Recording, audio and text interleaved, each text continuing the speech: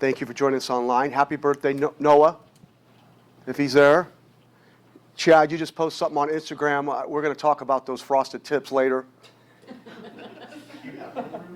No, that was John. That was John with the frosted tips. I just got painted in that. But yeah, thank you for joining us. Today we're going to be talking about buyer conversions, conversations you can have. We're meeting people for the first time, whether it's open houses or you're getting online leads. You're meeting people cold. You don't have a relationship with them. You know, how can we have conversations? How can we set the table to make sure these clients stay with us? How can we make sure that they're not just going to move on to the next realtor? So that's what we're going to go over today. I'm going to try to brainstorm with some of you guys out there too to see if we can't get some more ideas and what's working for you guys and what's not working, some of the challenges you're facing as well.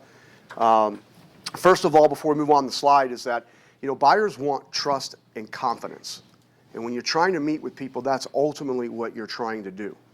Now, confidence comes from just knowledge. And I know some of you are newer, and that takes a little bit of time. You're going to have to dump into these classes. You're going to have to seek training even outside the company, and you're going to have to shadow agents that are experienced to try to absorb as much knowledge as fast as you can. Because when you have that knowledge, you will have the confidence that buyers are seeking with. As far as trust, that's just being a good person and being a trustworthy person. They're putting their number one investment with you. You should not take that lightly. You take that seriously. Whether it's an $80,000 home or an $8 million commercial property, it's probably their number one investment. And that's something that you should hold dear, okay?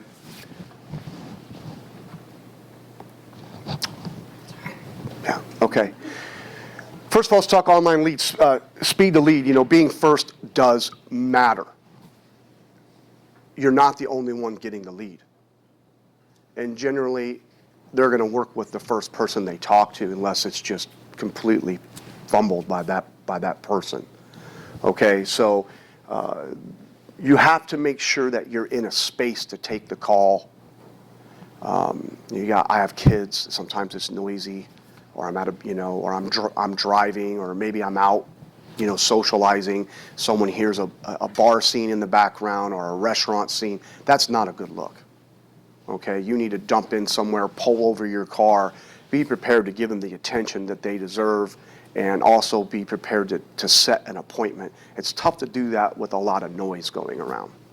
And these leads come in at all times, early in the morning, late at night. So if even if you have to pick up the phone and say, hey, just give me 10 seconds to pull over, I want to give you my undivided attention. Okay? Or hey, let me dump into this space where it's quiet. I'm at my kid's baseball game or something like that. Let me give you my undivided attention. I think they would appreciate that, okay? The whole goal of the phone conversation when it comes to a lead is to get in front of them. There aren't too many sales that are made over the phone. There's only so much relationship building and trust and confidence you're going to be able to build over the phone. So the idea is to actually set the appointment with them. A lot of times they're calling on houses that aren't yours. Most of the time they're calling on houses that aren't yours. I say, I don't need to know about the house right now. All I need to know is, do they want information on the home, or do they would like to set up a time to see it? I keep my questions pretty simple. A lot of times they just want to know if it has a fenced yard, they want to know taxes, maybe they want to know something about the home in particular, but most of the time they want to see the property. If they say that they'd like to see the property, I usually tell them, would this evening work or the weekend's better for you? Again, I'm giving them an option, okay? Again, I usually know nothing about the house yet, and I don't care, okay? Another thing that you can do if the house they inquired about is one of yours and it's pending is you can try to push for some kind of buyer consultation. You could also try to say that the seller be willing to look at backup offers. A lot of times these homes are moving so fast, buyers get cold feet, they back out, there's inspection issues. It might be worth time to take a look at the property and talk about being in second place and how that works. Again, I'm just trying to get in front of them. Same thing with a listing appointment or anything like that. Get me in the living room with them. From there I can do my best work, right? Another thing that you might be able to do is if you know of something coming up, whether it's first to know, one of the agents posted, or something yourself, try to offer exclusive opportunities. I always say that too when I meet somebody. It's like, hey, would you be interested in, I know of some listings that come on before they hit the market. Would you be interested in having exclusive looks at them? Usually, generally, people like to be part of exclusive things. That's why we join country clubs and things like that, right? Okay. The number one goal is to get with them face to face. I always ask them if there are any other homes that they would like to see besides the one that they inquired about. There's been more than one occasion I've been in front of them where they turn around and say, honey, we got to go meet that other realtor at the other house. Well, shame on me for not asking that question, because they might just tell you, oh yeah, there's one, a couple blocks away we wanted to see. Or, we've been eyeing this other one. Well, hey, let's meet at this home that you inquired about, and I'll plan on taking you to that other home. Is that the only other one? Before I get off the phone, I would tell them if there's any other homes that you find that you would like to see between our meeting, feel free to call me. If I have enough time, I'll set that up as well. The more time, the more houses I can show them, the more face time I can be with them, the more value I can show them I have, and the more rapport that I can build with them. Okay? And that tends to stick a little bit when you have rapport to build, okay?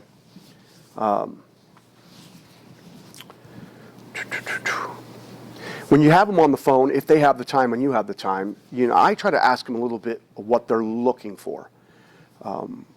I try to ask qualifying questions. Is this the only area you're looking in? What's the most important things to you, the priority things? You should have a good buyer consultation too. I think it's going to get harder and harder as the market moves in a different direction. Having an exclusive buyer brokerage agreement is going to become more important. And being able to get those, basically a listing contract with a buyer, it's a contract with a buyer, you're going to have value. You're going to have to be able to show them that you can take them through A to Z and show that you have a process or a journey to take them on that's going to be enjoyable.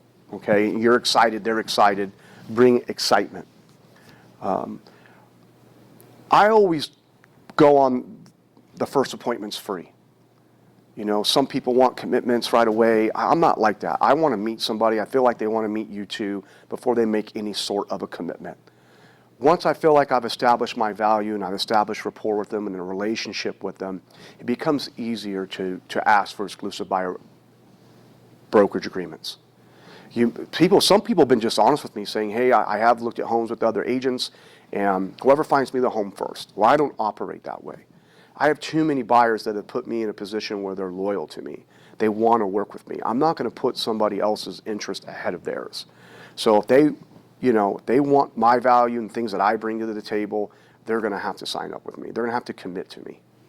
Does that make sense? And each one of you should operate that way too, especially if you have the knowledge that I'm going to try to share with you today. How does that conversation look exactly when someone tells you, I have 5 different realtors looking for homes for me right now? You said that's, for me, it would just be like, listen, I'm looking for a commitment. I can give you the representation that you want. I have a certain set of skills and knowledge that's uncommon in this industry. But if I'm going to commit to you, I want you to commit to me. I have too many other people that are loyal to me that have me working on their behalf to do a bunch of work for a maybe. So if you're feeling me and you want this, this value, I feel like I have an uncommon knowledge of homes that other agents don't have. So, and people seem to like that. So if that other agent they're working with doesn't have that type of knowledge, hey guys, then they have a decision to make. It's that simple. And I don't hold them, there's no hard feelings.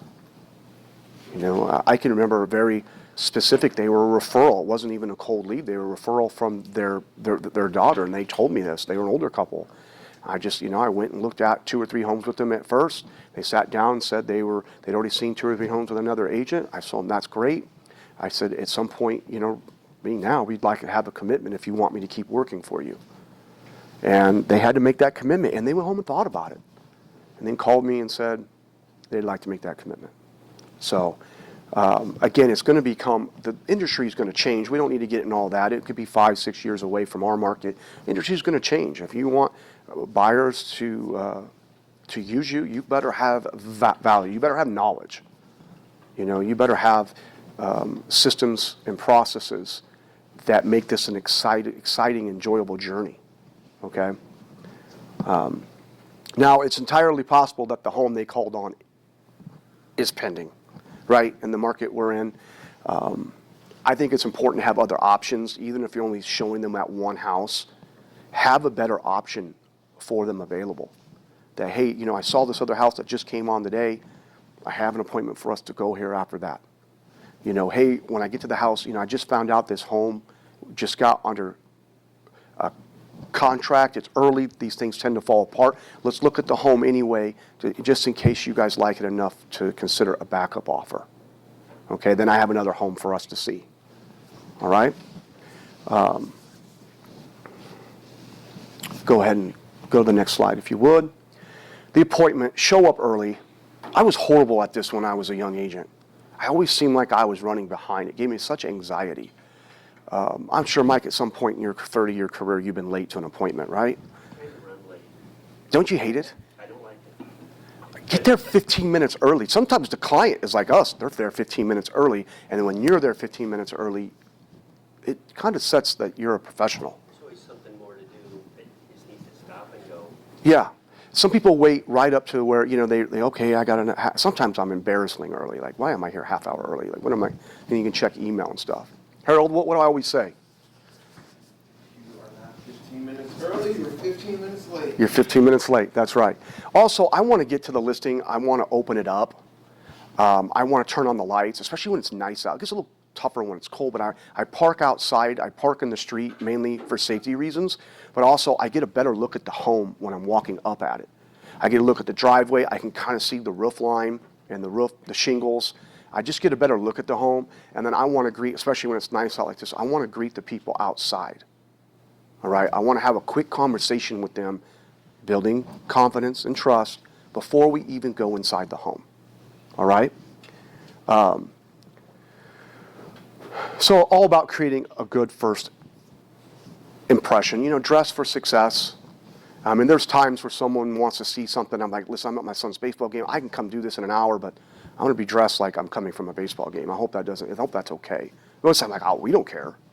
But generally, you want to dress accordingly. Okay, don't show up in sweatpants and a ball cap if you don't have to. All right. The more knowledge and value you have, the easier it is to to get away with that. But I would not suggest that be your go-to. You should have all the info on the home. It's easy now. You can have it on your phone. The MLS link, seller's disclosure, all these things on your phone. You should have all that. Okay. Again, I would also have other houses that are in that area, in that price range, that you can show them. Like, I'm always trying to set the next appointment with them after I'm done. I generally don't try to leave that appointment until I've set the next appointment with them, whether it's to come in and do some kind of consultation with them, or whether it is actually go look at a next group of homes. So we're going to get into the verbiage that I use personally to try to make that happen, okay? I break down the home's condition. This is where my process is probably a little different than some of yours. Some of you are experienced agents that work at buyer. Liz, you take a lot of online leads, and I know you know houses. You've remodeled them. You've been around a little while now. That knowledge that you get, and you don't have to remodel houses and break them down to have that knowledge. You can get that knowledge, whether it's from me, whether it's going on inspections and asking questions to the inspector. But it is important to know houses. Like, do you know the difference between a single tab shingle and a 3-tab shingle? Mike does, right? One lasts 20 years, one's 30-year plus. Do you know the difference between a single hung, double hung, casement, side-by-side, window, vinyl window, wood window? You know the difference between galvanized plumbing, copper plumbing, and PEX plumbing? You know the difference between knob and tube, push-o-matics, and square D breakers? You know the difference between a high-efficiency furnace that has an intake, outtake, or, an 80% plus? Do you know where to find the age on the water heater? Do you know the difference between a brick foundation, a tile foundation, a concrete block foundation, a poured foundation, and what's the pluses and minuses of those? Do you know these things? Because if you do, you can set yourself apart from other agents. Now you start to educate. You start to educate buyers. And when you educate buyers on what they're looking at, instead of just being a door opener and going, this is the kitchen. Well, no shit. I saw the sink. Got a professional word? Yeah, I mean, and we become door openers when we don't have this knowledge. When you educate people and you start to advise people, they seek you as their consultant. And they will not make a decision without you. There are many people who have found for sale by owners that wouldn't work with me, and the buyer, they like the house, they wouldn't work with the sell by owner because they didn't have me in there breaking down the home, knowing darn well they're going to have an inspection, but they wanted me to look at it first. You know the difference between 2 ground wiring and 3 ground wiring? What's the difference? Do you have a basic knowledge of codes? Can you spot rotten siding? Can you spot uneven concrete? Can you spot these things? But not only that, but do you know the approximate price to replace or repair? And do you have the resources to get it done? It's kind of an Italian thing, but I have a guy. I have a guy for everything. I have a guy to do roofs. I have a guy to do electric. I have a guy to do plumbing. I have a guy that does basements. I have a guy that does HVAC. A guy that does concrete, siding. I have a guy for everything. Asbestos removal. Whatever you need, I got a guy for. And we have a big community of agents here, so if you don't have a guy, we have a guy. Caveat to that, make sure your guy is high level. Because I lost a client one time by this painter sitting in this B crew, totally blew these cabinets, and they blamed me for it. So you got to be, make sure you're dealing with high level professionals, okay? Make sure you deal with people that you can trust. If they want to find cheap and on the side, let them do that on their own. You find people can do the job and do it really, really well. All right? And these painters actually did do stuff well. For whatever reason, they got busy and sent this other kid in that had no business doing this. And we had a come to Jesus meeting with the painter. That can't happen. So, but you understand that when you refer somebody on any level, was the lender, a roofer, they are going to tie you to that person. If they don't do the job, then they're going to think less of you, and any referrals, you can forget about that. Okay. If you guys don't know how to break down a house, Tanner, I'm going to bring Tanner up here in a second, because Tanner actually works with a lot of buyers. He does it and we're going to talk about some of his processes. He does a really good job with it. I've actually been on the other end of a deal with Tanner. He's a great negotiator. He's a great problem solver, and these buyers seem to stick with him. So, and he's done a lot of training for other agents in our office that are brand new. So we're very thankful for that. He lets them shadow him, which is a big thank you, because that means, having somebody, there's no reward in it for him other than just teaching what he knows. So, and that's on all of us to do that from time to time.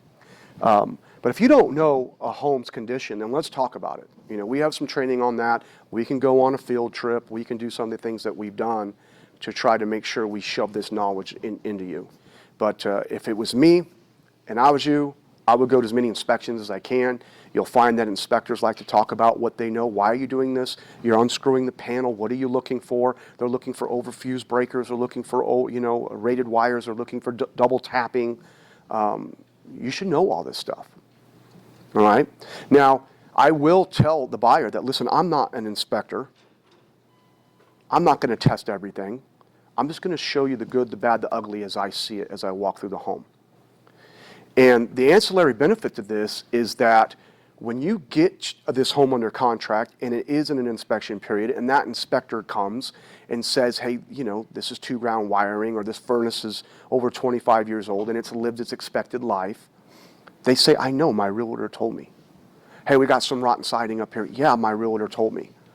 That way, everything's not a complete revelation where this buyer's like, oh my God, I got to back out of this thing. Or I'm going to ask this seller for this huge laundry list of things that and I know, Mike knows. We'll never get those things through the listing agent. So you can keep deals together a little bit better, a little easier, I think, that I have found when you have this knowledge of homes. But this is how they have confidence and trust in you. I'm not trying to sell them a home ever. I'm trying to sell them myself, that I bring enough value, that I have enough knowledge, and they have the confidence in me to get them through the process and maybe help them avoid a mistake. So conversations, this is where it kind of gets good. And these are just things that I do that I've had really good success with.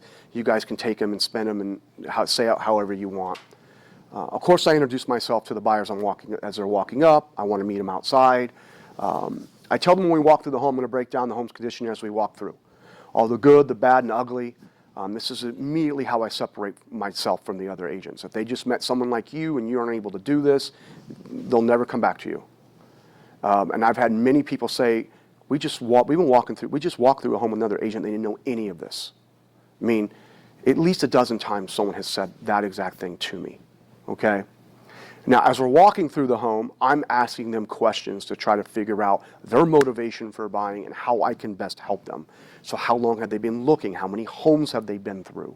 Are they looking in this area specifically? Do they currently own a home? Are they renting? If the stars lined up perfectly, when are you moving into your new house? And then last but not least, I know this is a tricky thing. It's tough to ask somebody, do you have your financing in line? Or what kind of finance? So I always come from a place of help and value. My question to them is, do they have someone specifically taking care of their financial needs? And the reason why I ask Mason is because I work with some really good professionals that I know would take the time to make sure they have the loan products available to them that they may not be aware of. They will take care of you. And the reason why is because I send people their way, and if they don't take care of my people, they'll never get anybody again. I'm trying to help them, but what I really ask them is, are they financeable? What I really ask is, do they have financing?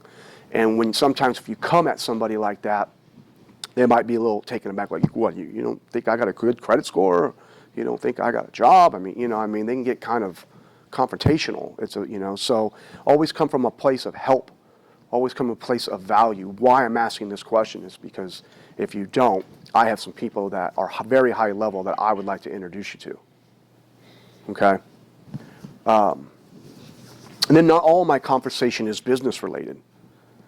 As we're walking through the home and I'm breaking stuff down, I'm trying to find commonalities between them. Do they have kids? I have kids. Are they like a certain sports team that I like?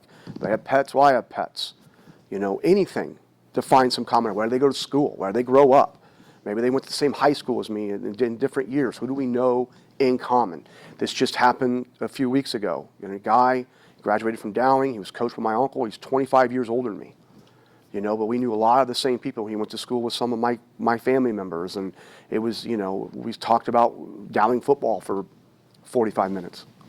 I feel like I'm getting mixed messages regarding the pre-approval. I feel like sometimes you guys are saying make sure they have that pre-approval for your safety and to make sure they're good to go before you take them out. And now what I'm hearing you say is that the first meeting is free. So does that mean free of having that pre-approval as well? Yeah, I don't ask them for financing on the phone. I don't. And here's the reason why. And Liz, listen, other people do it differently. If a different process works for you, I'm not saying this is the only way to do it. This is just how I do it. We're in the business of meeting people and building relationships. You never know where that relationship will go. This person might not be able to afford a cup of coffee, but if you make a good impression on them, next thing you know, you're selling grandma's house for them. Okay? That's my thought process behind it, that I'm in the business of building relationships, meeting people. So I don't know their financial capability over the phone. And if that because you're so busy, and I know you are, Liz, that you have to ask that question to make sure you're a mother, you're a wife, you're an investor, you sell a high clip of homes. If you're out, and that's what you have to do to make sure your time is being rewarded in an efficient way, then fine. You do what works for you because it's working for you. Me personally, I've always gone with, I'm going to meet these people and figure out that stuff as we go along, how I can help them, okay? Well, I'm not saying that I don't have the time because I'm just trying to do what obviously is the business. And I was under the impression that we were all trying to get on the same page by making sure everyone was pre-approved for multiple reasons.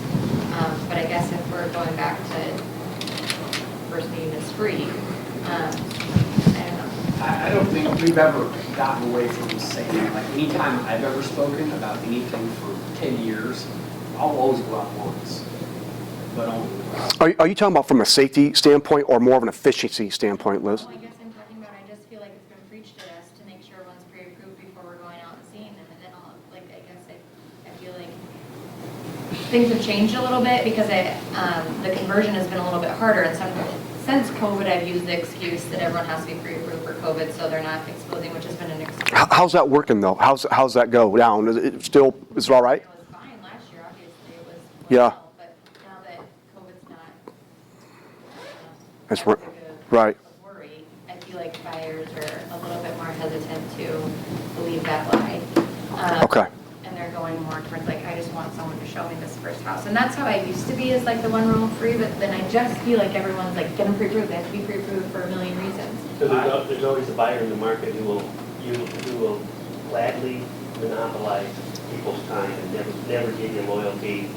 You gotta decide where the good balance is. So Matt's saying he's decided that that's his balance, and I for years tried to ask all those questions on the phone, and I'm having much less success getting through to people, and I'm listening to Matt say that the first one's free, because you gotta have an opportunity to meet these people and start to establish some rapport.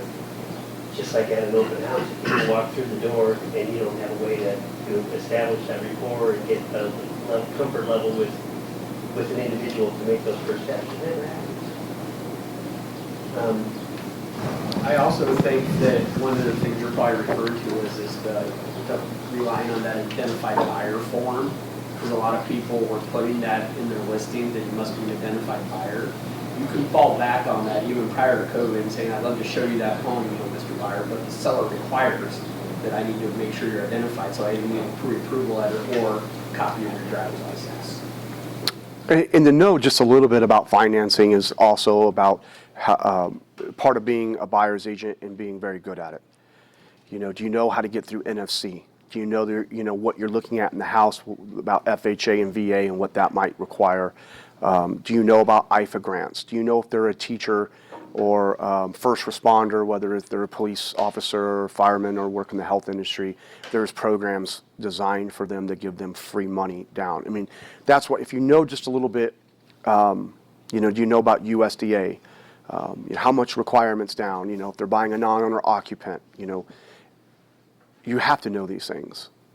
If you do, this is where your value comes in, and as a professional, people trust you and look at you as their advisor, their consultant. But yeah, I mean, Liz, I can only tell you what I do.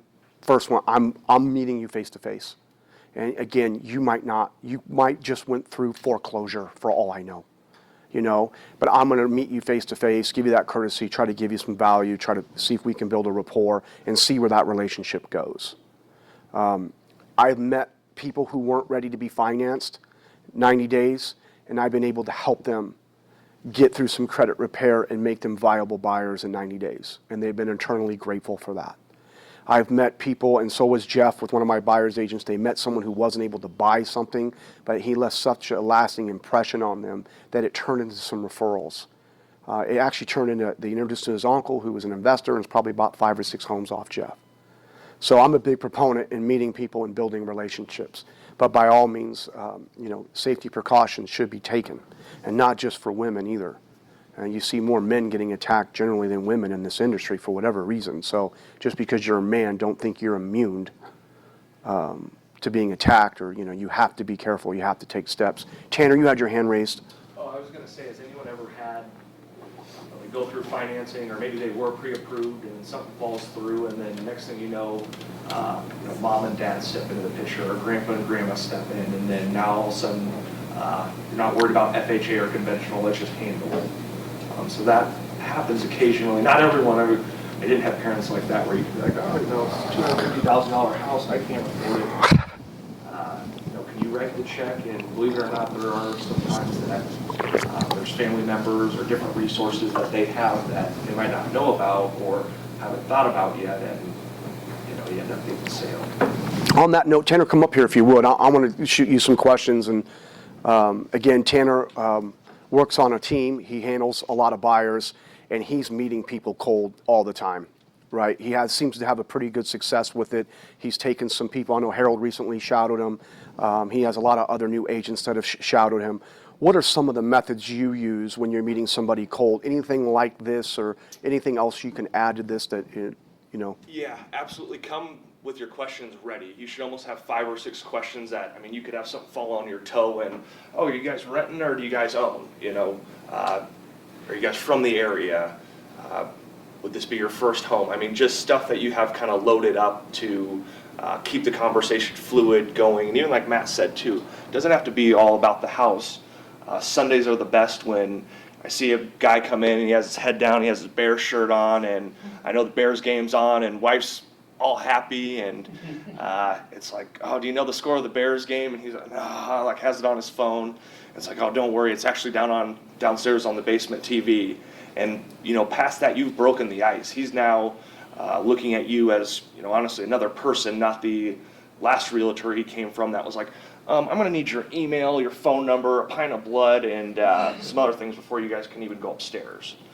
That really will turn people off, and even the financing part too. I am one of the, you get that one free meeting.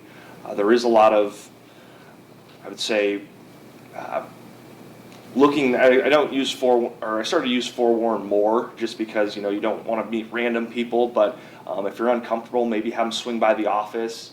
Like Liz say, make part of protocol. Hey, this is just standard stuff. It's for the safety. You know, we just want to make sure that you are who you say you are, type thing. But if it's like, oh, you know, you talked to them on the phone, you looked them up, you have Facebook friends, you know that they're these people. Go out and meet them. You know, have fun with it, and it might not turn into a sale that, you know, that first home that you're in, but that first home is more of your introduction, your interview, where I agree wholeheartedly. yeah. So but yeah, the more people you will meet, if you're shutting people down before you can get in front of them, because what Zillow has done and all these websites has made these buyers think that they don't need us until they need to get in the house. So up until that point, they think they're on top of everything. So when you meet them at that house, the first thing to do is basically set a plan up, or basically set expectations, what to be expecting. No one likes surprises, so you know, don't, as soon as they get in the house, say, okay, there's going to be a home inspection, earnest money, you know, an appraisal, all this stuff. But as you're going through the home, and you know, this is why it's good to shadow older agents, because everyone has a different format and will do it different, have different style. But you know, have them, you know, basically come through, and as if, let's say this were the home that they were buying. I'll usually say, you know, sometimes we'll go through a home and you'll see me as we walk in, especially if it's vacant. I might hop downstairs real quick to check something out I saw on the exterior, although I'll bring them with them, but it's, you know, you start educating on the home and the materials that it's made with. And probably one of the best classes I took with Matt was the age of, or homes, and then the age that they were built. So if you're walking up to a home and you can say, okay, this was built in 1940s, there's a pretty good chance there's Orangeburg, because during the 40s, I would say back when this country was great, they were sending over, this country is still great, but they were sending steel overseas to help fight the Germans, and the next thing you know, they're like, geez, this guy's dropping history lessons on us about, you know, World War II, and now he's talking about something called Orangeburg. Like, this guy knows what's going on, and we're not even in the house yet.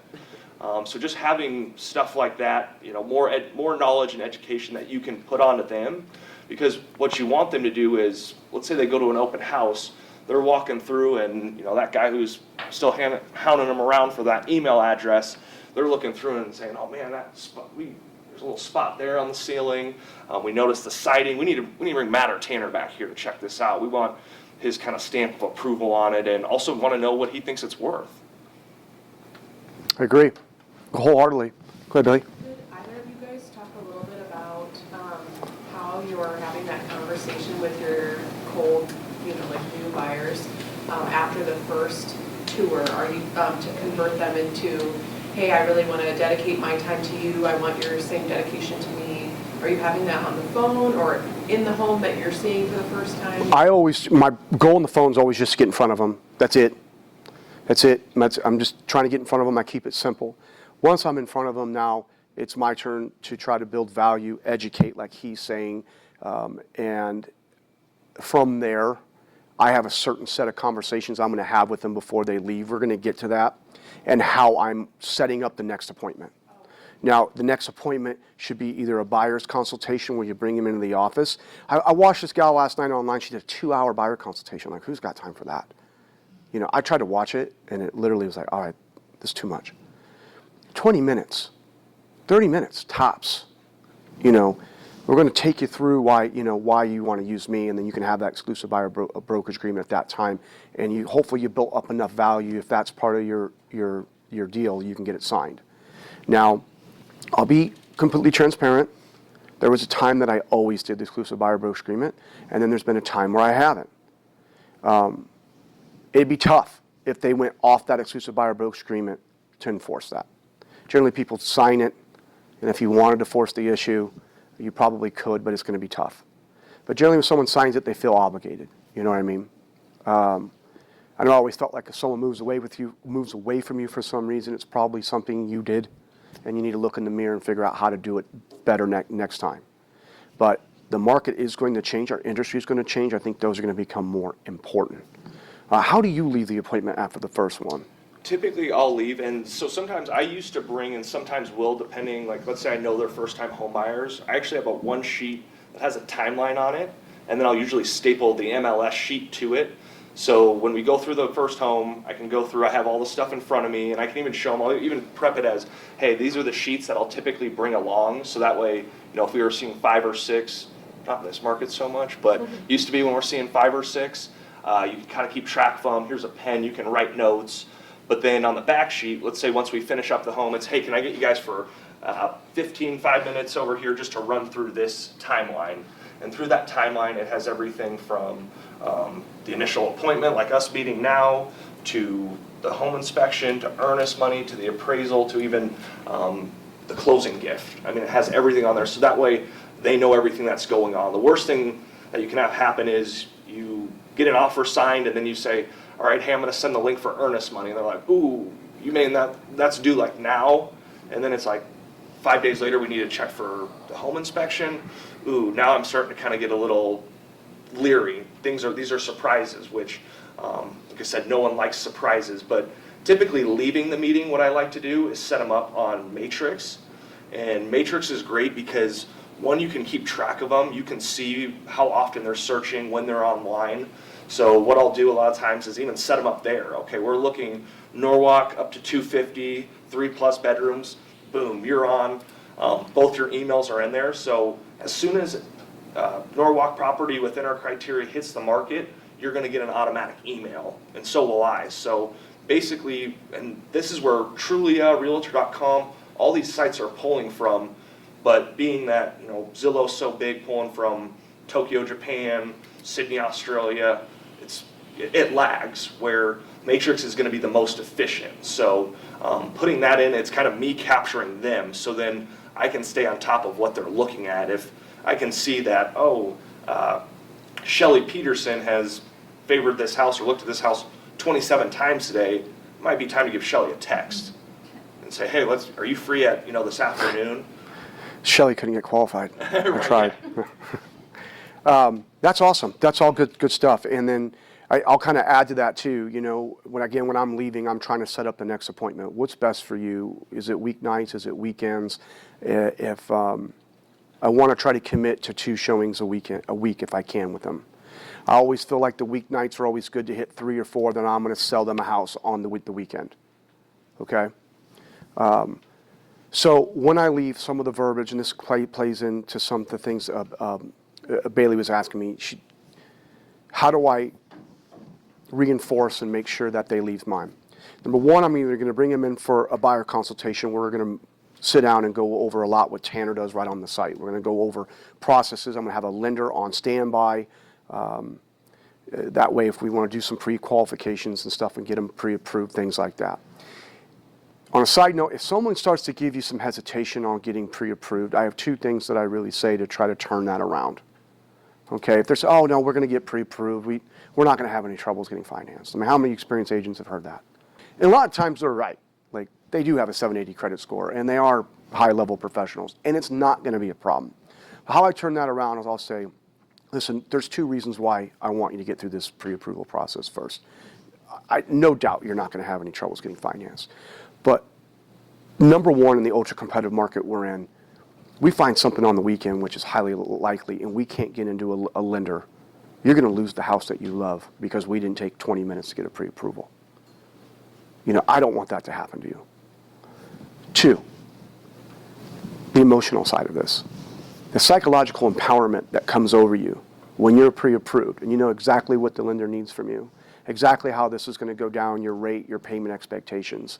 The psychological empowerment that comes over you while we're looking through home is it's palpable. All right? Knowing that you can pull the trigger when you want to pull the trigger.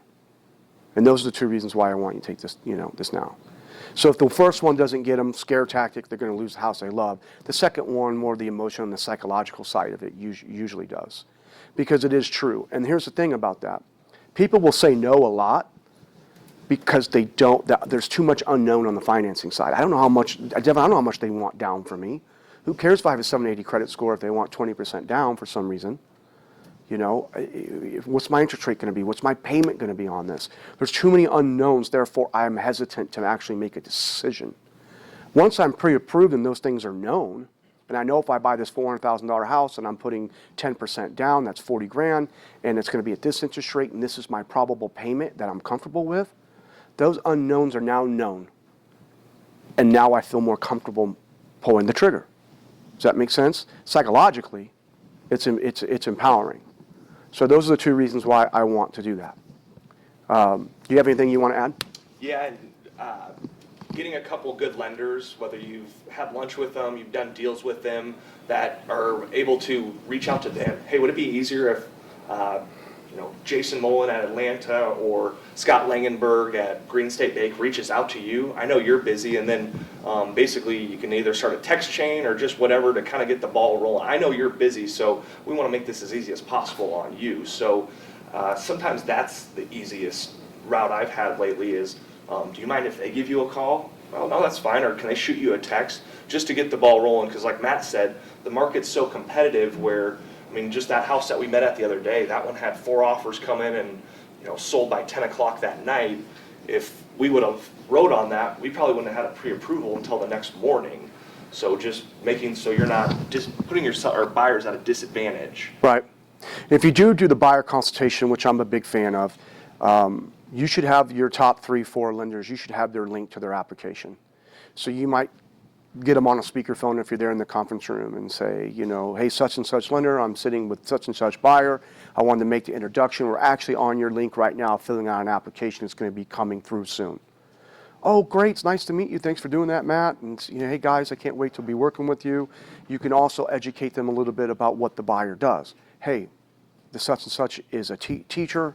We really want to try to get this IFA grant money, or we really want to, this is what we're trying to do, or then the lender can go in and get kind of messy with it and figure out what's the best program from them.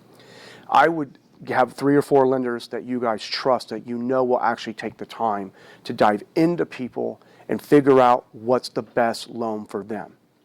Just because they have $40,000 doesn't mean that $40,000 is best spent on a down payment for a home. A good lender will say, hey, no, you know what? Let's take $20,000 of this and pay off this high interest debt because we got a low interest rate on the mortgage. Let's pay off this high interest debt. $20,000 is enough to get us in the home. Get rid of the high interest. We'll finance this under a low interest. This is what your payment is. Versus, hey, you got a $700 payment here, high debt. Your payment's only going to move $150 by putting this extra $20,000 down. Let's get rid of the $700 payment and pay $150 more a month here. That's a good lender that gets in there and explains that to them. Does that make sense to some of you guys, some of you newer people? A lot of these lenders are just going to shove you into a program because they fit, they qualify. A good lender is going to get kind of messy with it, give them their options, and then give them their recommendations. And even a great lender will close at the Real Estate Service Center. Shameless plug. All right. Unless you have anything to add, that's all I got. No, but yeah, just don't be afraid to get out there and meet people. Like I said, you never know where I've had I was showing a for sale by owner that ended up selling the house that was the for sale by owner, but then the seller was actually an investor and buys multifamilies and has been terrific for me for that. So but just going there, meeting him afterwards, then asking him, hey, you're obviously in real estate. Are you, just flipping homes? Is that, do you look for, rundown properties or what? And it's, no, I want multiple doors, big, multifamily. So that has been really well. I subscribe to the same thing. Meet people. You're in the business to meet people. You never know where that relationship's going to lead. They might not be able to find something, but grandma might have just passed away, and now they need to sell grandma's house. Maybe they have a brother moving in town to. Don't dismiss meeting people. That's what we're in business to do. Just be safe about it. Okay. So, thank you, Tanner. Thank you very much. So now, okay, we're on the first appointment. We've met them. We broke down the house. We built some rapport with them. And what you're going to find is that people want to select. They want to go through a selection process. I mean, they want to hit you up when they want to see one house. It doesn't work that way. So what I'll try to say to Bailey's, your question here is, I'll try to explain to them that looking for homes is the process of elimination. Okay? Let me go to the next slide. I'm probably ahead of you here. Looking for homes is the process of elimination. We need to go through 4 to 6 houses at a time to start that elimination process.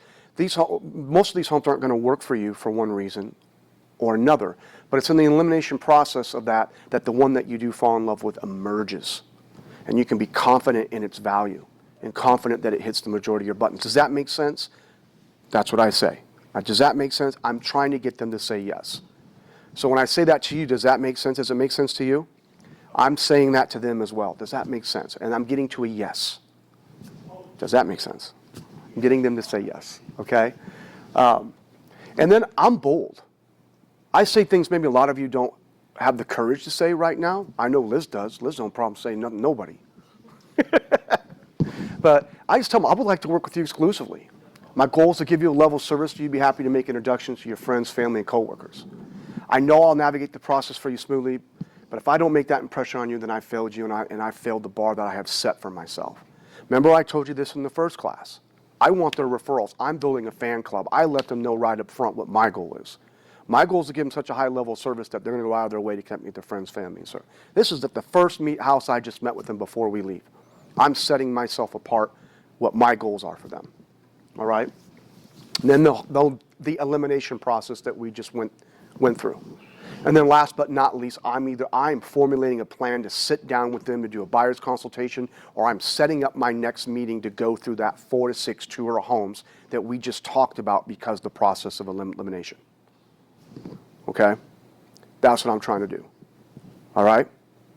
Now, go ahead and go to the next slide. Buyer consultation. Megan, you guys do this, don't you? Yeah. And it's only 20, 30 minutes long. Yeah. I would love to hear from people online. I'd love to hear from people in this room that do this, and maybe just brainstorming here what else that we could do. What other good ideas would be great to put into this consultation. But get a list of needs and wants in order of importance. Get their personal information.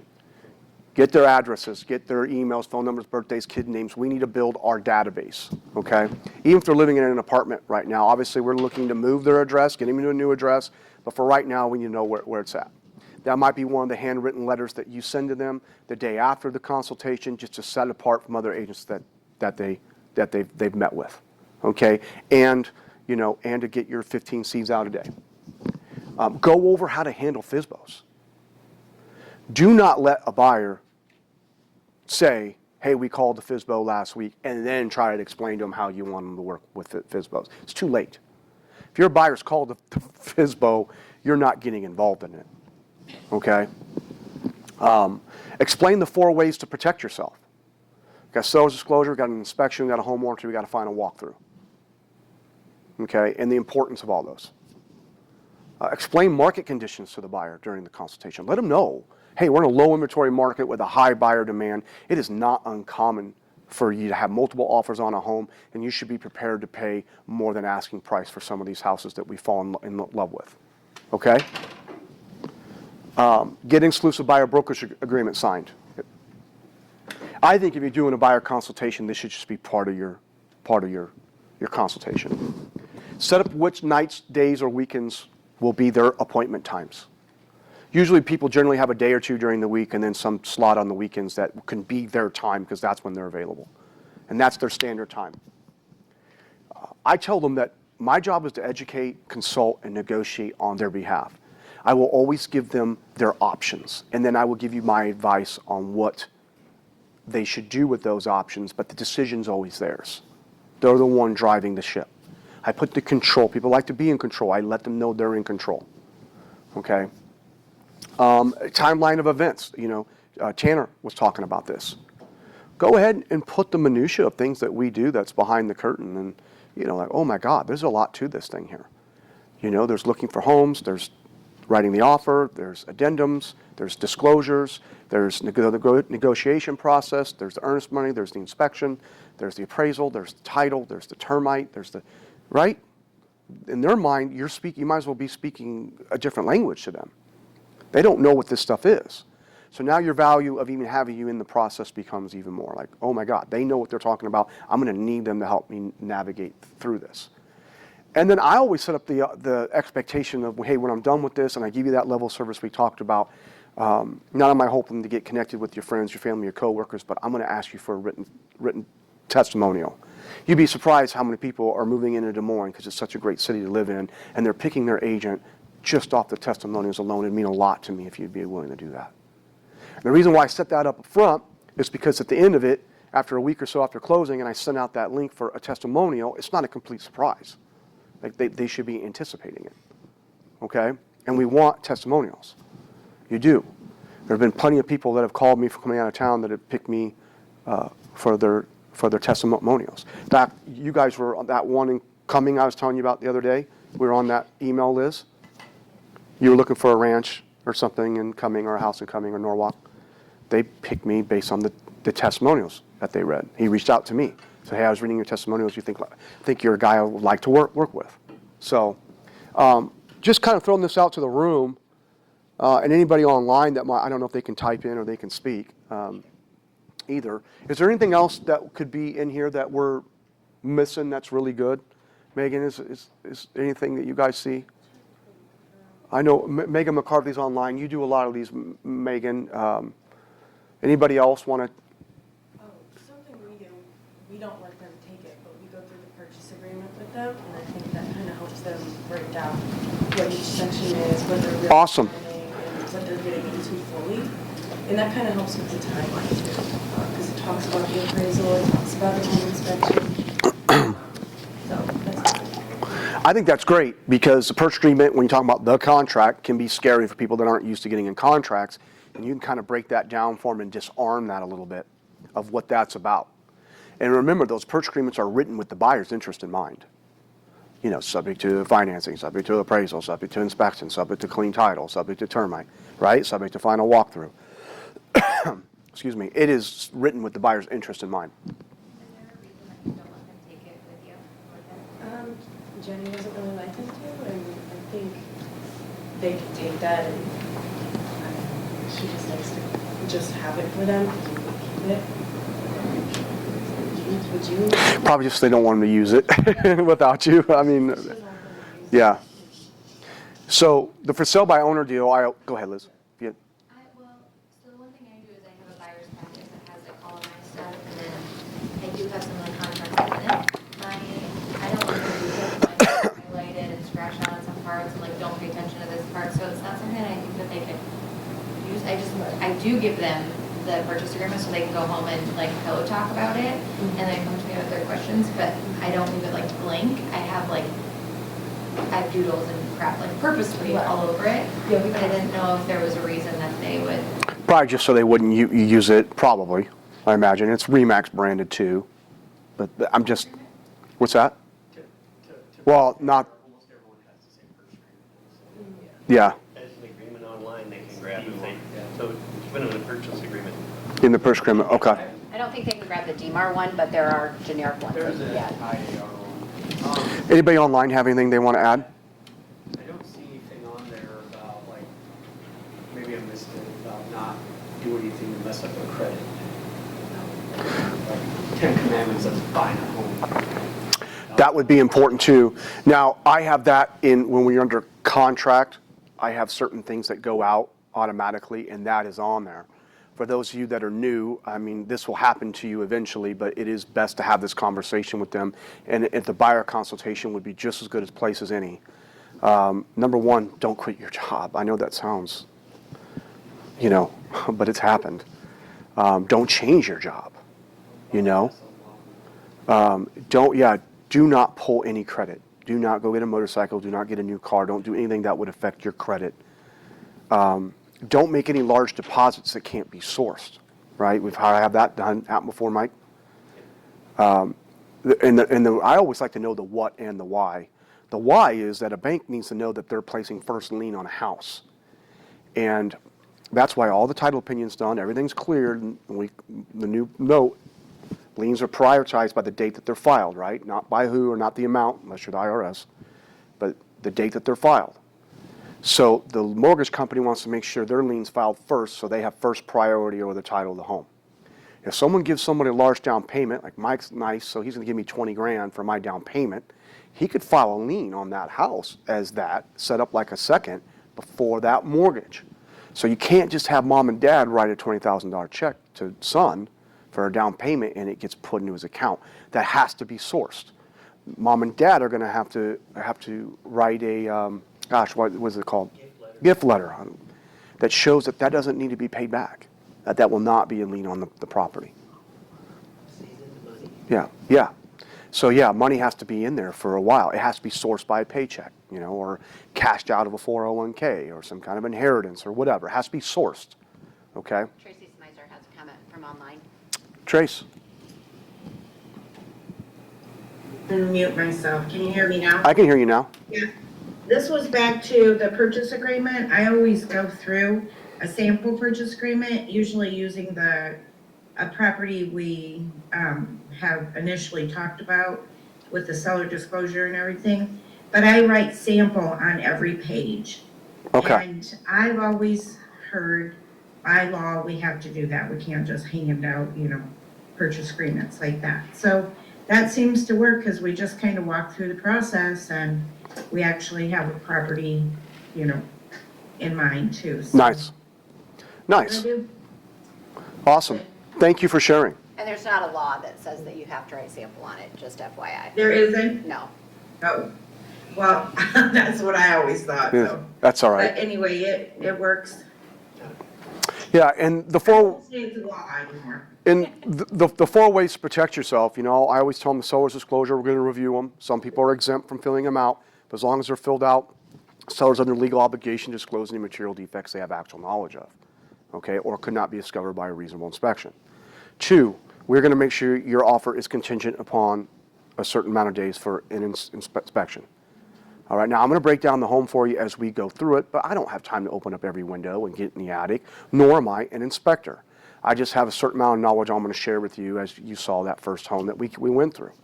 The inspector's going to test every outlet, and that is something that's paid for by you up front. Okay, this is the best money you're going to spend to protect your investment. Any structural, mechanical, or safety issues we can address with the seller to see if we can get them fixed on your behalf. See what I did though? I want to make sure they understand that we're looking for structural, mechanical, or safety issues, not cosmetic. This is the chance at your buyer consultation to set the table. Set the expectations, okay?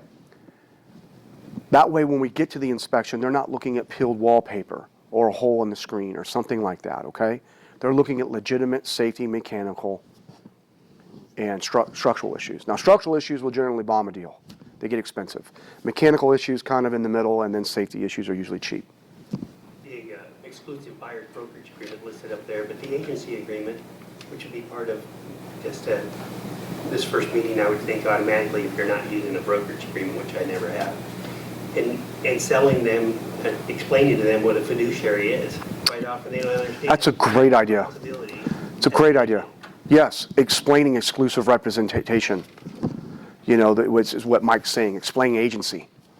Why it's important to have one person representing on your behalf, that we're going to go through every home you're interested in versus just hitting the button on Zillow and getting any random person, okay? Okay? Michael Dunn, in his buyer's timeline, he has highlighted every step that the buyer is responsible to pay for something. For Yep. example, the home inspection. Yes. And I think that's really interesting, a really good thing to do. Yeah, it is, and that was to Tanner's point earlier, is like set, earnest money Yeah. and the inspection, and sometimes the lender makes you pay for the appraisal up front, right? I mean, so those might be things to highlight so they know these expenses are coming out. All right, I agree. That's a great way to do it. I have a timeline of events that comes out, we kind of go over it in the consultation, but it also goes out during the process now that, once you're under contract as well.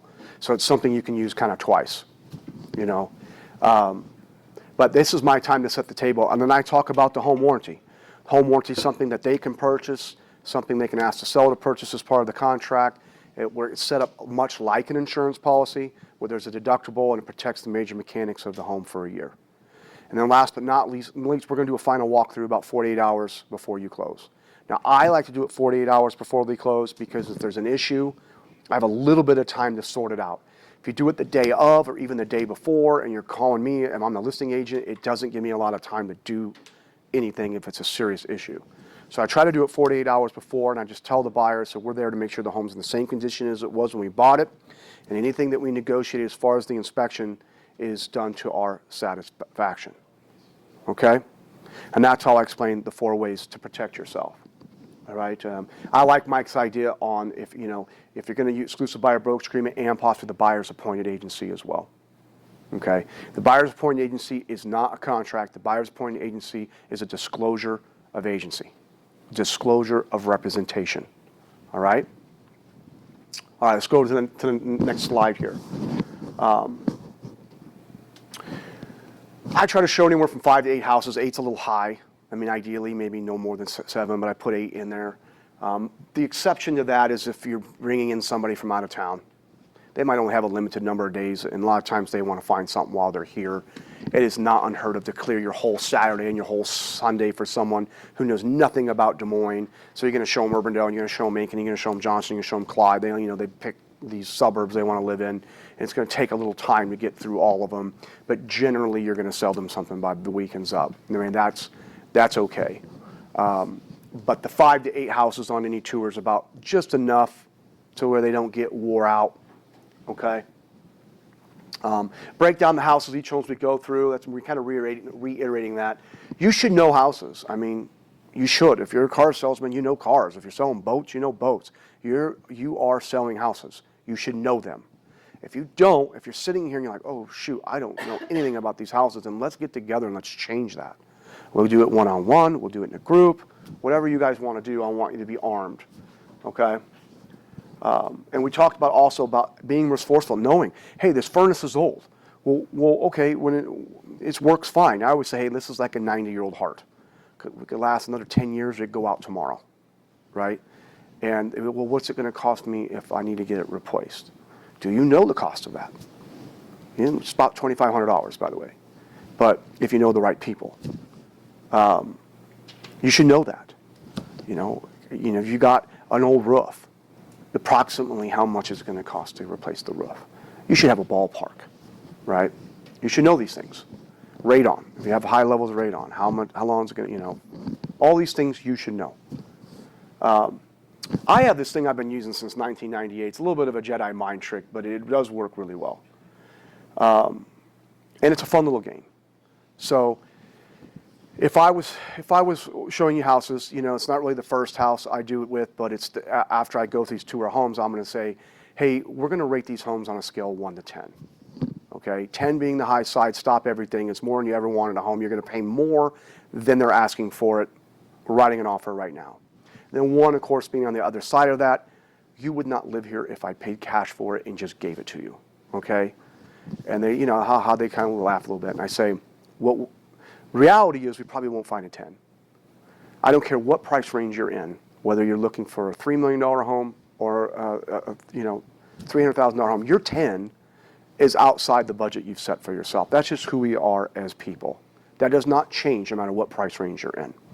You'd be looking at an $800,000 home and your 10's of 1.2. It's just what it is. So most people can identify with that. So what we're going to try to do is find something in 8 or higher. And if we find something in 8 or higher, those are the homes that you need to write an offer on. Okay? So, Mr. Buyer, you have your own scale of 1 to 10, and Mrs. Buyer, you have your own scale of 1 to 10. Anything that you guys both rate an 8 or higher, those are the ones we want to write an offer on. All right, now let's have fun with this. Inevitably, the first houses they go through, we're going to have low scores because they have high expectations. And it's kind of funny, like the first house you go into, you know they probably should be buying it. It's like, no, this is about as good as you're going to see for this money. But you don't need to say that. Let them rate it a 5. Let them rate it a 6. Because the first ones that they're going through are the hardest to rate. They have nothing to stack it on. But once you get through this tour, they'll start to get more realistic. You're going to start seeing a theme of value for their price range at the budget they've set for themselves. And you'll start to see. Now, I always let the buyer know, say, hey, don't get discouraged these first 5 to 8 homes if you don't find something you fall in love with. We're going to be talking to each other what your likes and your dislikes are, and you got to become a master at reading people's body language, because some people are very talkative like me, and other people are very reserved, and they're only going to tell you things by if you're watching for the right signs. Okay? They might start picking up their pace because they're getting excited, and they're not really talking to you. And, I'll have fun with like, geez, give me something, Molly, just something. So I'll have fun with them and laugh at them, but I'm watching their body language almost as much as listening to what they're saying. And it's okay I let them know, don't get discouraged. What you find is buyers get more discouraged than you will. You're used to showing houses. You're used to showing groups of homes.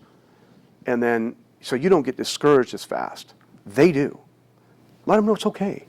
First tour is a throwaway tour. Now, if we find the home you love, great. Let's go for it. That does happen.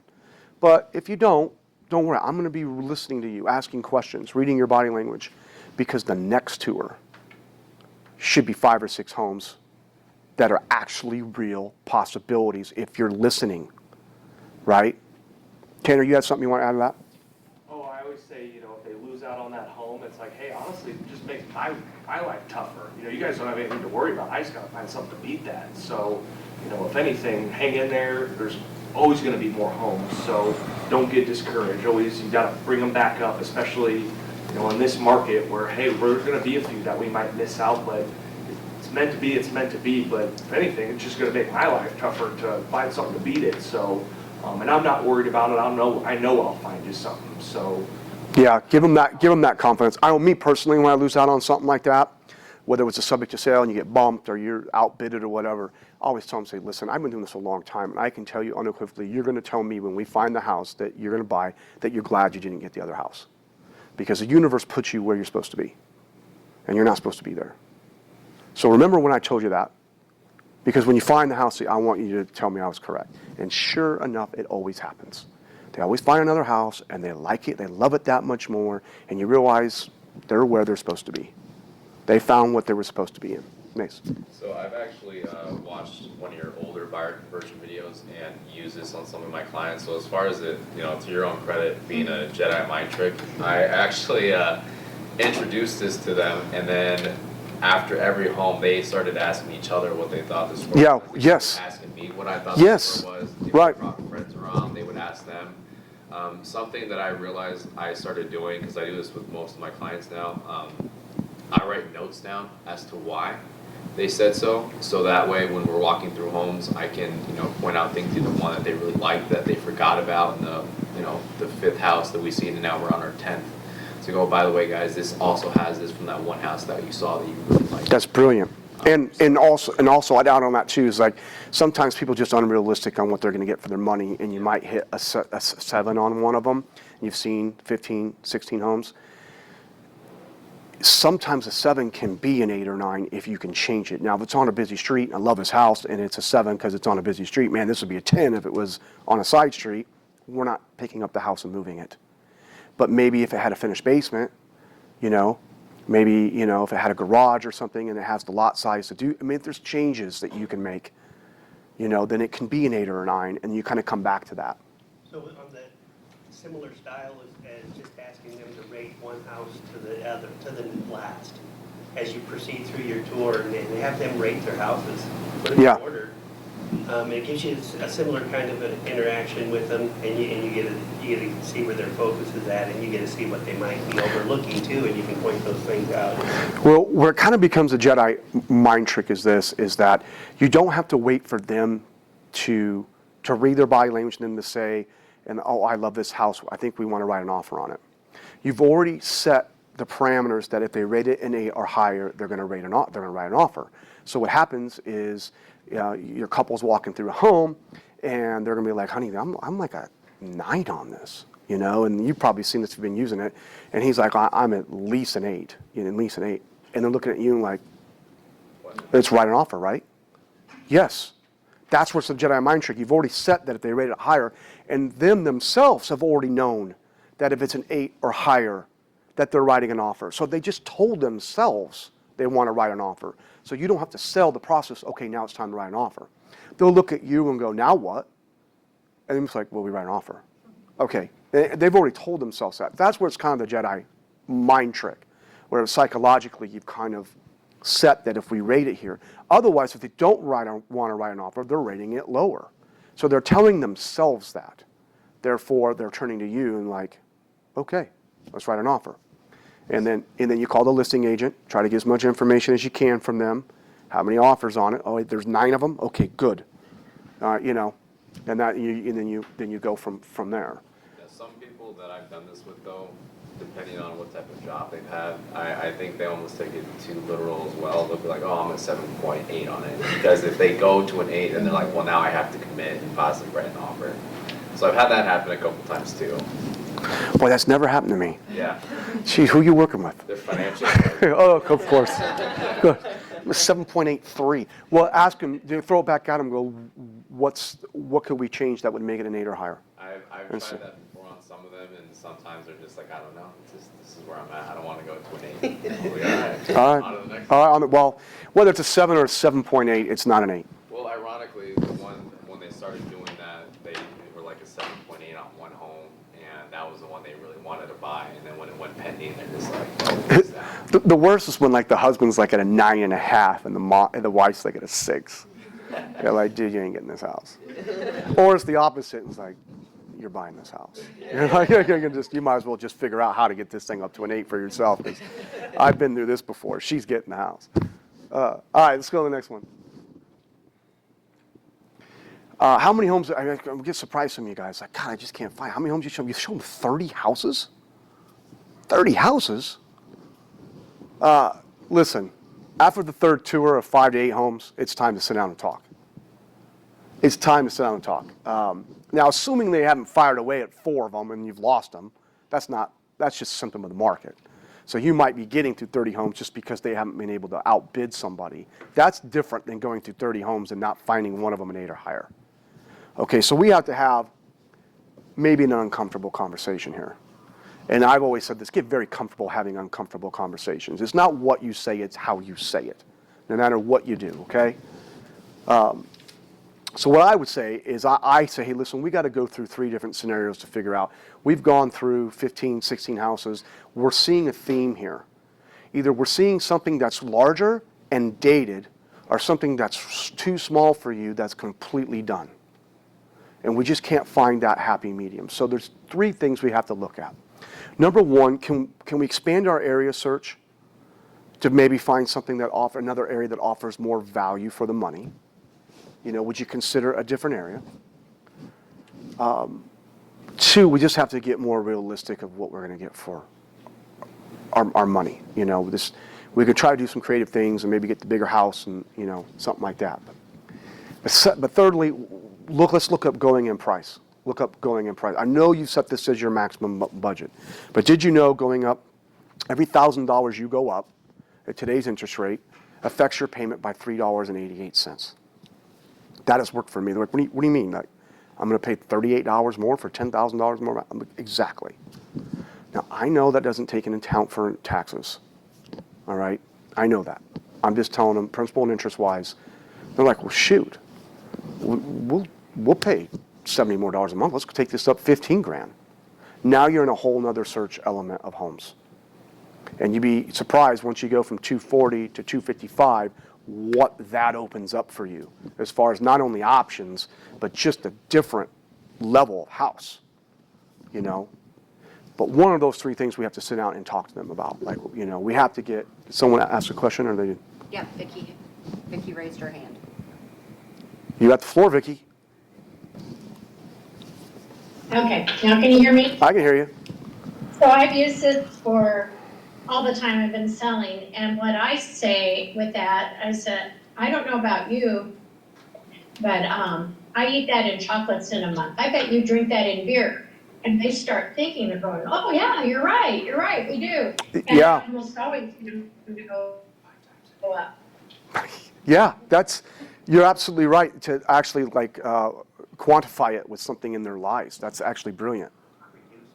Yeah, maybe you make coffee at home instead of Coffee is a good going to Starbucks every day for $7 a pop. She quantifies the money by saying, I don't know about you, but I probably drink that in coffee a day. Or you drink that in beer a day, you know. I say I spend more money on dumber stuff. Yeah. So what she's trying to say is you might be able to see that $70 more a month and find it somewhere else in your life, you know, okay? And that's brilliant, Vicki. Thank you for sharing. That's because it actually puts it in perspective of where you might be able to take from and put it here and get the house that you want. We should never be showing more than 30 houses, though. How do you because I'm working with somebody right now who, to be honest, he doesn't want to pay market price for a home. So in my mind, I just think he must not want to buy a house. But he's continuing to schedule showings and it's good to connect and stuff like that. And I guess I'm wondering since I'm new, I got to take those when I get them. At what point do you reach a place where you have the conversation of I'm not sure I should be your, I can't do that. I'm not able to be that available. I have other, you know what I mean? Well, I mean, approach them like a friend. Like, Dan, if that was you and me and we're sitting down, and you were just a client and I didn't know you, I'd maybe take you out for coffee and go, Dan, listen, last 5 houses I wrote offers on, I had 5 offers apiece on them. You want to try to buy something, under market value, I don't know how I'm going to achieve that for you. I don't know if it's achievable in this marketplace. So I don't know what your expectations are, but from where I'm coming from, they're unrealistic. How do you want to proceed? You're going to have to wait for the market to change. And when that's going to be, I don't know, but we're in the market right now. Dan, there's 1,781 homes on the market. That's 30-month supply. In 2007, we had 7,500 homes on the market. I'm not going to be able to achieve what you want to achieve. The only way that you, even possibility, do you get what you want is to find something that's not on the market. You go to sheriff's sale, find even foreclosures that are getting put on are getting. We look at square footage-wise, price per square foot, they're getting gobbled up. So just tell them, I don't know, just fire them. Just tell them, I know what you want to do, and I'm not going to be able to achieve that. How do you want to proceed? How do you think we should proceed? Just be honest. Be real. What's the worst he can say? At least you salvage the relationship. You recognize you heard what he wants, and you don't think that you're going to be able to do that. And I'm with you. We're just in a different market right now. So I agree. But if you're showing them that many homes and they're not firing away at anything, I'd say you get to your 15th, 16th, maybe even that 18 range, and we need to have this conversation. Do we need to look in other areas? Do we need to get more realistic of what we're going to get for our money? And what about going up a little bit in price range? As far as the second one goes, get more realistic. Sometimes you got to make these buyers understand, I know this is going to be your home. You're going to bring home your first child, and it's going to be great. But it's also a stepping stone to your next house. And it's okay to not have everybody thinks it's going to be forever home. Then they call you 2 years, and we want to move. Well, they never forever home, right? So make them understand that, even though this is a home, it's also an investment. It's something that's going to appreciate. This is going to be a good house in a good area that you should realize have good expectations on appreciation. So in 4, 5, 6 years, when you want to sell this house, you can call me and we can move to that next house, that next step up. Okay? Because sometimes they can't go up in money. They're not going to switch from ankeny to Altoona or whatever the next, area that offers maybe a little bit of better value per square foot. So number 2 is their only option. And they need to think through this. We're not going to look at 50 homes and all of a sudden there's this magic, one that's worth 20,000 less, 30,000 less that they're asking for. It's just not going to happen, especially in today's market. Have an automated process. I say that once you get something under contract, videos are really powerful right now, but you maybe have a combination of video and script that you do, because what you're going to find out is you're having these conversations over and over and over and over. And if you start to get busy and you're having these conversations with 8 different buyers every week, it starts to get monotonous, to say the least. You should have a video or script that sends out your top 4 inspectors.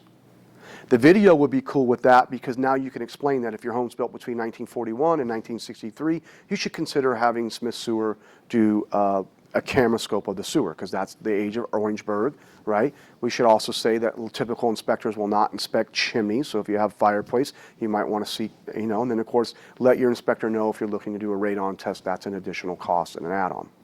That would be something to put in a video with the links of the 4 best inspectors. Now, Lance, why do we give 4 inspectors instead of just 1? So I don't hear later about how you corrected them to somebody and they screwed it up. Yeah.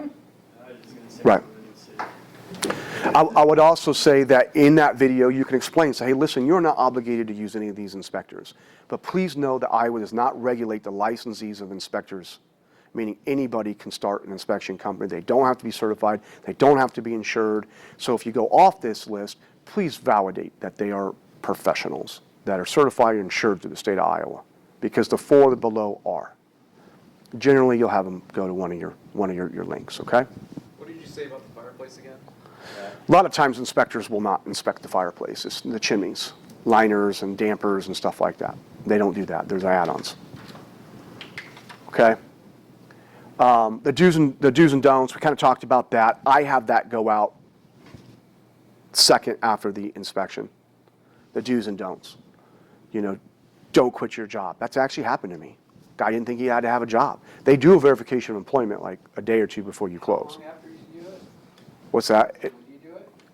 It's right after contract. Okay. Yeah. I do it before, because as soon as they get super excited, they go to homemakers and they finance all the furniture. Yeah. It's true. Tell them, hey, after closing, go finance your little heart's content. Had a guy one time bought a motorcycle, kicked him out of his debt-to-income ratio. The guy's living on his motorcycle. Selling one of our personal properties once, and the dude says, hey, can I buy a lawnmower? I'm like, yeah, talk to the lender first. Says, hey, lender, can I buy a lawnmower? Lender said, well, go ahead. He bought a frickin' $8,000 zero term. He didn't have any money left for his down payment. So then I had to go on a contract for 2 years. Yeah. And keep in mind, if they switch jobs, it could be the same type of employment where they're going to be fine, but they might need a couple weeks of paychecks from that to show the increase of their income. Okay, so typically if you make lateral moves, teachers to teachers, doctors to doctors, you're okay, but in an ideal world, you don't mess with your employment while you're going through this. But there's also the dues, and you can set the expectation of the dues, like you do want to get any information your lender requests within 48 hours of the request. We have timelines to meet here, things like that, okay? I put a timeline of events in there that shows them what we're doing behind the curtain of the closing that they're not involved in. I think it's a great idea, like Steve said, to highlight some of the things that their involvement, their active participation is, like final walkthrough and maybe some of the upfront costs that they can expect. Have a touch point during the transaction of appraisal, title, and termite, right? Scheduling of the final walkthrough, a list of utilities for them to transfer, list of preferred vendors. I always send one out after closing, just saying, hey, if you have any needs of professionals, whether it's landscaping, roofing, asbestos removal. I have a whole list of people, right? Closing gift, and then last is the testimonial review. Don't give them that testimonial while they're moving. It's a very high stress time. They might not give you the one you want. Wait until they're happy, they got their closing gift, they've settled in, then shoot it over to them. Megan McCarthy has a comment. Miss Megan? Hi, I was gonna say, don't assume that your buyers know what they're doing with utilities, especially first-time home buyers have, a lot of the times, you'd be surprised like how little they know and how much help they need setting that up, and especially in the winter months, you wanna really be sure that the utilities are set up. So just one of those little things, especially if you're helping like a younger kid, a single guy who probably hasn't set up something like that in his entire life. Like, just make sure. It's a little sexist, isn't it? It's another way to make sure that you're a resource and show your value, that you have a ready to go list of all the utilities, everything like that. So just a little, I'm surprised all the time people have no idea how to set up utilities, but it's okay. And you want them to do that at least about a week before closing, not a couple days. I mean, it's actually very important that the utilities aren't shut off. Obviously in the winter for obvious reasons, but a lot of time you'll have galvanized plumbing, and that water pressure that's in that line is the only thing keeping all that soot in there from falling in. So if the water's turned off, all that soot falls in on the galvanized line. They turn it back on, it all gets flushed to the faucets, and now you need a plumber to come in there, and either now you have pressure that is non-existent anymore, or at the very least the faucets need to be taken apart and cleaned and put back together. Stop boxes break, for sure. That's actually even a bigger reason. I mean, they go there and shut off the utilities, and you're responsible for them jamming the stop box. That's happened to me a few times, just personally on my rentals. But you need to have an automated process. Like, stop having the million of the same conversations. Record yourself in video, get them the way you want, get the script below the links, and then make sure they're sent out automated. Okay? Leads from online and opens that grow cold. The best agents have a way to follow up with these leads. Okay? And I wanted to get some ideas from the room and people online. This is where I really wanted to kind of collaborate. But develop customized drip campaigns using combination of script and video. All right? Traditionally, we've seen script. Traditionally, we've seen 9 paragraphs of script go out. No one has time for that. You're going to get pushed into spam and delete trash quicker than you can imagine. Value and helpful tips very quickly. You can do it with video too, because the video will give you a little bit of semblance of who I am and your inflection in your voice, things like that might actually make you bond with someone a little quicker than just script. Okay? We talk about the 4 ways to protect yourself. Do a video about that. Exclusive representation, we talked about that. Do a video of that. Why exclusive representation is important. Setting up automated search campaigns for them, so they know, whatever they inquired about initially is generally what they're looking for. See if you can get them to set something up like that. Timeline from contract to close, link to testimonials to let them know that you're a high-level person. And, I know Randy and I did one, we got to reshoot it again, but just talked about how, hey, I meet people just like you. They were strangers when we met. We were, but now they're some of my best friends. And I'd like a chance to meet you just like them, and hopefully we can become friends too. Tell us the 2 biggest reasons you're moving. Do a video. Hey, tell us the 2 biggest reasons you're moving. The best agents do this over a 12-month period. What you have to realize is everybody that inquires about a house online is not ready to buy. Theirs might still be in a lease for 6 months. They might be waiting to get after their wedding in August. But they start fantasizing about it or dreaming about it in April. So I always use the analogy, and some of you heard me say this, it's like shopping. If all of us have been shopping and that person comes up to you and says, hey, can I help you? And your initial reaction is, no, I'm just browsing. You know what I mean? But then all of a sudden you see article clothing you want, and then you're like, where the hell did that person go? Like, I need you now. It's the same thing with online here. It's like, yeah, they hit you up online, and you're like, wait, let me show you the house. Let me show you the house. And they're like, I'm browsing. But then all of a sudden their timeline marries up, or they see something they can't live without. Where are you? So those drip campaigns, and the key is to drip without letting the person know they're being dripped on. Okay? The key is to stay in front of them. I would be really aggressive at first.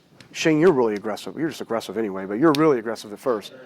Right? Shane only made 9 times a day for 40 days. Doing this yesterday because I've got a new platform that I implemented, It was like 7 times in 3 minutes.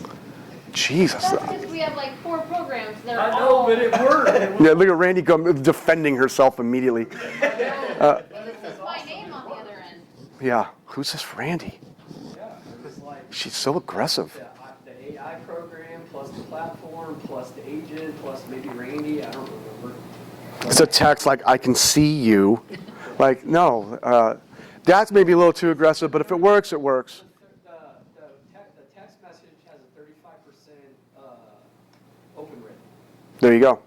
There's all different type of tech you guys can use, but me personally, I'm a little softer approach, but I mean, the guy outsells me 9 to 1 though, so don't take it from me. The reason why I switched, and I'll just say it, so for 5 years, we used to have what I just refer to as one-touch policy. A lead comes in, try to get a hold of them once. If they didn't reply, threw them on a drip campaign and moved on.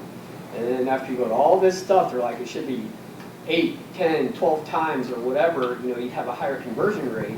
So, if you have a team that's selling 30 to 40 million a year by one touch, what happens if you add multiple? So that's when I started forced registration also. You can't get anywhere on our sites without registering. Yeah, you've been a big proponent of that forever. But I wasn't. Yeah, so I would try to, if a lead comes in, you should try to text, phone, and email them at least for 3 or 4 or 5 days before you put them on any kind of drip. What platforms are you using to set up those automated? A lot of people are using Follow Up Boss. A lot of people are using, you can use Lead Street too. I think they have something like that. That's free. You use, is it Boomtown? What do you use? What do you use? BombBomb, Boomtown? What do you, Sierra? Lead Street has drip campaigns in there. They're actually really good. And there's a lot more of them now, so I would highly suggest, especially if you're wanting something just to get started. It is pretty robust, and it's already provided for you. You don't have to pay for it. Like some of these other platforms. Massive customized. Matt's great at writing. I suck. I've never customized anything in my life. I use just what they have in the systems. Yeah, Shane will write something like, do not send that out. we need a comma somewhere. We need. Oh, Madison's on God. Do not send that out. I can almost feel the abrasiveness. We're going to soften that a little bit. Vicki raised her hand. Vicki, go ahead. Dave Ramsey says, and their research is from like Harvard or one of the other big places that have done it on follow-up, and they said 7 times. You have to contact them a minimum of 7 times, usually before you make contact. But that is, they tell everyone, minimum of 7. Yeah, and you guys know how it is. How many people you push it into voicemail, and then sometimes you answer like, I'm in the right space to answer now. No matter what it is. We get calls from people. It's almost ridiculous. And how many people like spam. But sometimes you're going to get in the right space. So I would agree with that. I would go 3, 4, 5 days of text, email, phone call before you put them in a drip campaign. I'm going to take a little softer approach. I'm going to try to hit them up twice a week for a period of a few months, and then I'll get softer as it goes on. But the best agents try to stay in front of them for 12 months. The reason being is they're just not ready yet. It's not necessarily saying I'm not a serious buyer, just like when you're in the shopping, and they ask you browsing. It just means I haven't seen what I want or my time is not here yet. So stay in front of them. Tracy Smicer raised her hand too. Great. And then Tracy, after you chime in, I would love to hear from all of you if there's any other campaigns that you could do that would be in a center of a drip, informational, value-driven ideas that you could come up with to add to this. Number 1, I want to just synergize the room, and number 2, I'm looking for more ideas. So go ahead. Okay, I was gonna ask, do we have BombBomb, or is that still to come? No, you're thinking Boosh. You're thinking of Boosh, yeah. BombBomb's is a third party. Boomtowns, we get leads as a third party. Yeah, those are all third-party sites, and people have great success with them. They're not necessarily, cheap, but if you have a formulated system to capture leads and turn leads and campaign on those leads, you probably have great success with them. I wondered how many people are using BombBomb. Do you know Steve, you are? agents that are successfully using Well, it? Steve right in front of me is using it. Steve, you want to speak to it? Yeah, well, I use it in So everybody that's in my CRM, I do a monthly mailer. I don't do it to everybody because it gets kind of costly, but monthly mailer, an email newsletter, and then a video update on the market once a month. So everybody's getting hit 3 times a month, and I use BombBomb as one of my ways. And then I've recently started BombBomb, and it pretty much replaces all my drip campaigns. I just do all video now. Through BombBomb. Through BombBomb, integrated into my CRM. Okay. Okay. So- And what's your CRM then? Follow-up boss. Follow-up boss. Okay. York does the same thing, but Okay, thanks. when the lead comes in, BombBomb sent out an introductory video of him and Monica, yes, thank you. Mason's part of the team. He can probably speak to So it. it sent out an introductory video of the two of them introducing themselves. So it goes through email. I've actually talked with Brian a little bit about this because not everybody opens their emails. If you look at Follow Boss is a really good breakdown of who opens what, and it also has analytics of you have 60% open rate on text message and emails. Can you text out of it? You can, yes. The links with BombBomb though, what I've realized I started doing is if you send a link through BombBomb, it's just a link. And if this is your first time contacting that lead and you're an unknown number and you're sending them a link, Yeah, they're not gonna, no, I wouldn't either. what I started doing. Too many viruses. Right, yeah. What I started doing at that point is I'll send an individual video just saying and using their name as well. Just kind of hitting them a lot quick. If I have time to do so, I will, and I've had pretty good success with that. Got video through the text? Yeah. Yes. Not from Follow-Up Boss, because Follow-Up Boss is kind of hard as far as uploading videos. I'll send it from my personal phone number. Okay. Upload a video. Yeah, that would probably work easier if you had it from personal phone number. Is there any, if there are any other videos anybody wants to talk about that they think that would be informational, that they could put in a customized drip campaign that might have, agree with that. And you can see it all kinds of training stuff online too, where people are doing it, they're not some cut edited stuff. It's, so, all right, let's move on. The best of the best. And Liz, I'd love to hear your numbers on this because I know you do a lot of online leads, but nationally the best convert at 6%. And that's pretty high. Meaning your online leads, how many are you actually selling homes to? So if you get 30 leads a month, that should be 1.8 sales a month. I don't know how the 0.8 goes in there. Is it half a, but that's the way it is. Now, if you guys can get a customized drip campaign for the rest of those leads, you can try to get 1% of those to boomerang back to you over time. What's your conversion rate? Or do you even know? You just say, yeah, I'm just scooping up as many as you can and don't really know. Well, okay, I don't know. I have no idea because I don't do any of this that you said that you wrote down on here, to be honest with you. Okay. I feel like I'm way off the beaten path on everything that you've just taught, so I don't keep track of my numbers like I should, and I don't use anything tech, and I don't know. I don't know. Okay, that's just not. My stuff comes from online leads, and I didn't know how good I was at converting until I listened to other people, and they're like, I've never converted an online lead, and I think it's easy, but I also, people look at me like I'm crazy when I talk about, like, I don't work my sphere at all. And the reason I don't is I hate working with family, and I hate working with friends. I think they're annoying, and I don't want to lose them because they're awful. So I would say that all of my business comes from whether it's Facebook or somehow converting an online lead. So mine is very high and probably way above whatever that is. How many leads do you think you get a month? Online leads. And I cherry pick mine too. I get a lot of leads online, but if I get bad vibe from them because they sound horrible to work with, I don't call them again. And even if they bother me, I ignore them. And that sounds bad, but like if I just get a bad vibe and they just sound like butt heads, I don't really want to work with them. How many leads do you think you get a month? Probably around 30. 30. How many do you think you convert a month off that? Now that I'm to the stage of being able to cherry pick, probably like 10 to 15, I would say. 10 to 15 sales a month? Sales, I probably have 10 to 15 closings a month, yes. From the online leads? So, I mean, that would be 33%. That'd be as high as I've ever seen, which, that's fantastic.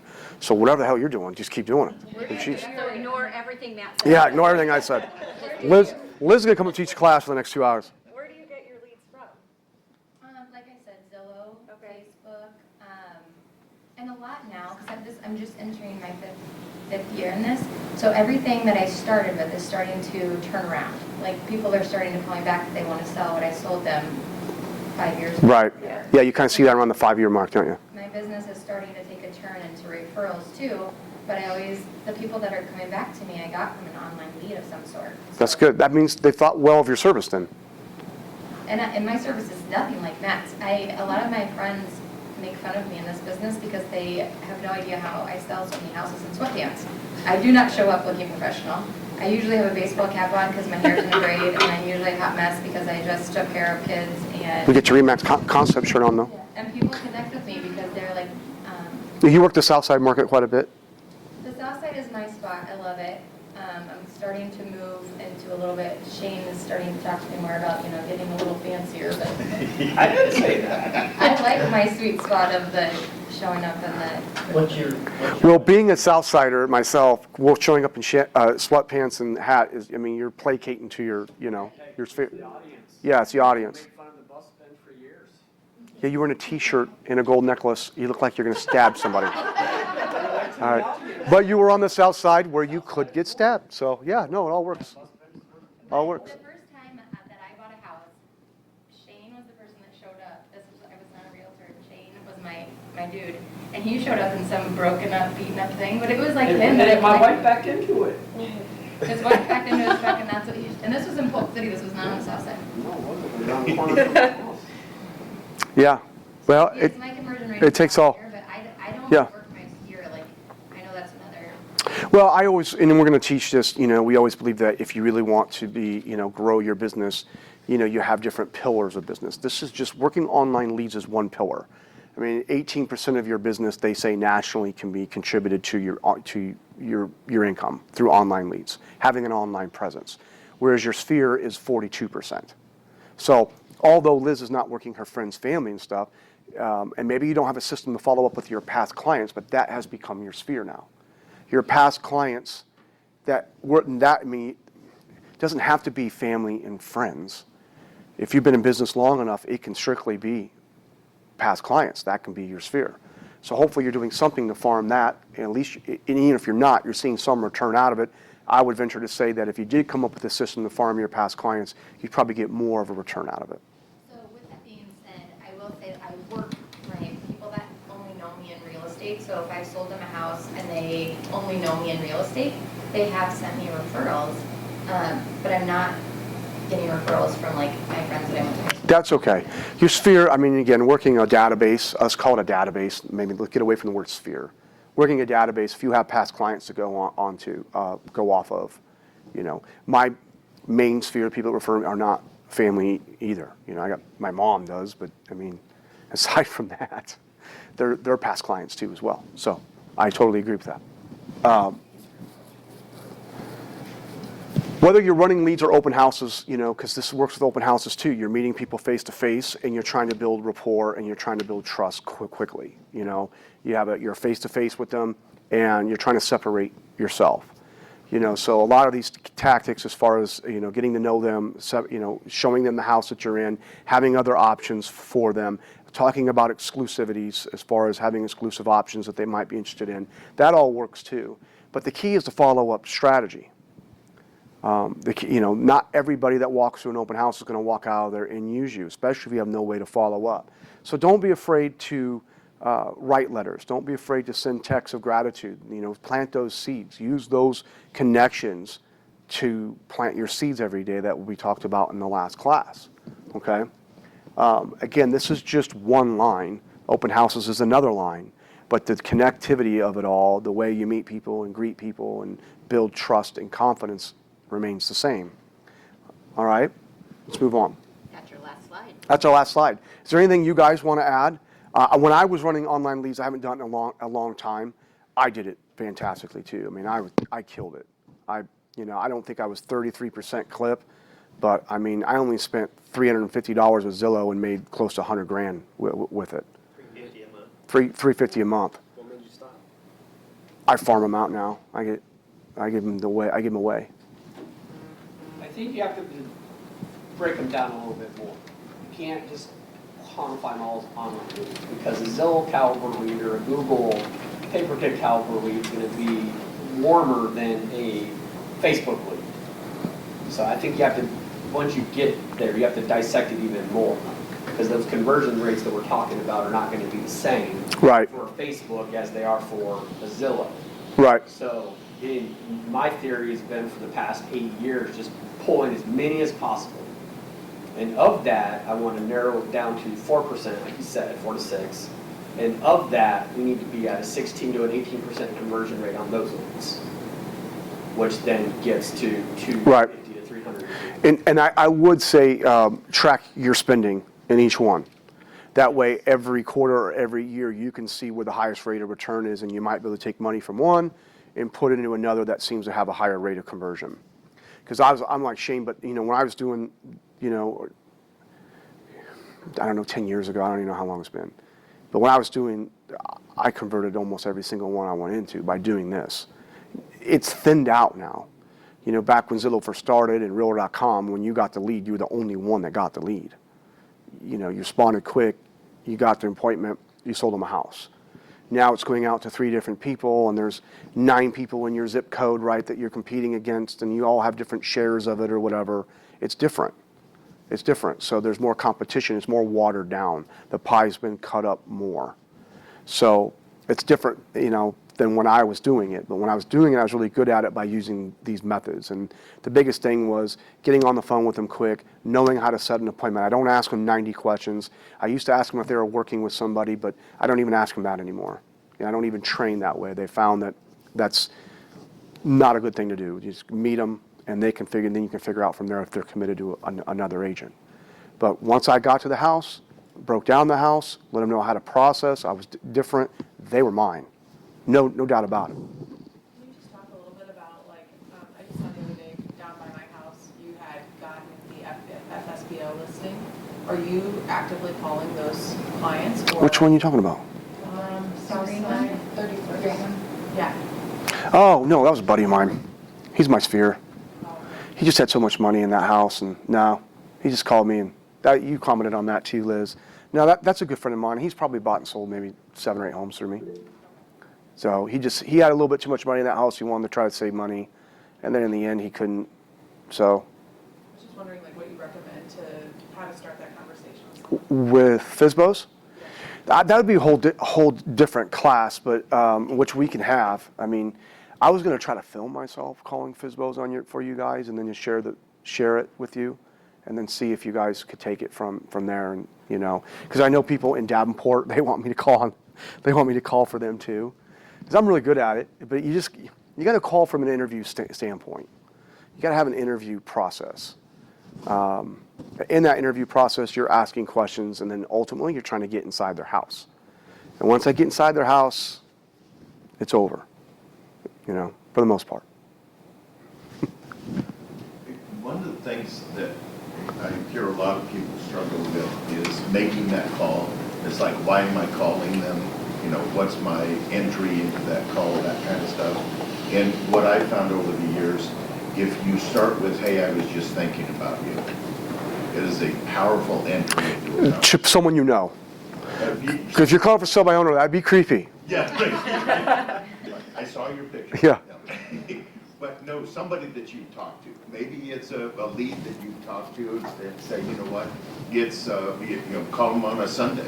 And I was just thinking about you guys, you're going out today and look at some houses and stuff, because one of the things that happens at open houses is people think, well, my agent's busy. If you talk to them like Sunday morning, prior to open house, and you make sure that they know that they can give you a quick call, that kind of stuff, it will sometimes save transaction. Yeah, that's why, now again, with my buyers, I have that conversation about the for sale by owner first. Say, hey, listen, if you see for sale by owner that you want to look at, let me know. they'll usually compensate me to represent you, and it gives me a chance. I'll contact them on our behalf. I let them know that up front, either in your buyer consultation or when, that first tour of homes. Let them know. They will give you that opportunity. Once that buyer contacts for sale by owner, you kind of lose your value. The for sale by owner doesn't need, And I've sold a few, not just got that listing, but I've actually sold a couple for sale by owners, and that conversation, a lot of you have had it. Pick up the phone, and you say, hey, this is Matt Morrow, I'm a broker with RE/MAX. I have a buyer I think would really like your property. Are you willing to work with the buyer's agent at 3% to get it sold today? A couple of things I did there. Number one, I established what I'm worth, and I tell them pretty much put in their head I'm going to sell their home today, which is kind of powerful. And I know I may not be able to perform on that, but I kind of give them that confidence anyway. It makes them pause for a second, like, oh, shoot, So, and then I leave it from there and see. All right? Tracy raised her hand. Yeah. Hey, everybody.